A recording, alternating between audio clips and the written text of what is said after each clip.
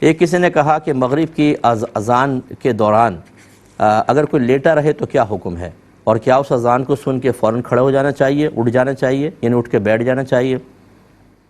دیکھیں، یہ مغرب کی اذان کا یہ مسئلہ نہیں ہے، یہ ہر اذان کا ہے کہ اذان کا ادب کرنا چاہیے جتنا آپ سے ہو سکے، ٹھیک ہے نا، جتنا ادب آپ کر سکیں۔ تو جیسے آپ لیٹے ہوئے ہیں تو بیٹھ کے اذان سن لیجئے، اگر آپ کہیں چل رہے ہیں، اگر ٹھہر سکتے ہوں تو ٹھہر کے اذان سن لیجئے، کم از کم جو قریبی اذان ہے، کیونکہ ہمارے یہاں بہت ساری اذانیں ہوتی ہیں، سب سے قریب جو پہلی اذان آپ کی ہو رہی ہے اس کو آپ اس کا احترام کم از کم کر لیں، تو یہ اچھا ہے۔ لیکن اگر کوئی لیٹا رہا اور کوئی بے ادبی نہیں کر رہا، کوئی اور دیگر، تو یہ نہیں کہیں گے کہ گناہگار ہوا۔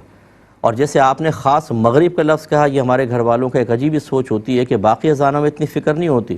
جیسے ہی مغرب کی اذان ہوگی، بھائی مغرب کی اذان ہو رہی ہے اٹھ کر بیٹھ جاؤ۔ کیوں؟ مغرب میں ہی کیوں؟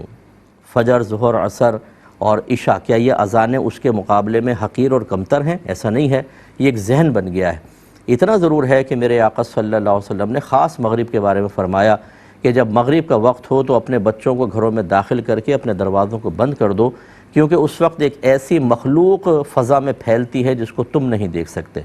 جس کی شرح یہ بیان کی کہ جنات مغرب کے ٹائم نکلتے ہیں اور جو شریر قسم کے ہوتے ہیں بعض اوقات مس کر کے بچوں کو چھو کے ان کو نقصان پہنچا سکتے ہیں۔ تو اس لیے نبی کریم صلی اللہ علیہ وسلم نے مغرب کے ٹائم بچوں کو داخل کرنے کا حکم دیا، لیکن یہ اذان کی مخصوص کوئی فضیلت ایسی نہیں ہے کہ اس کا خیال کر کے اس کا احترام کیا جائے، ہر اذان کا ہونا چاہیے۔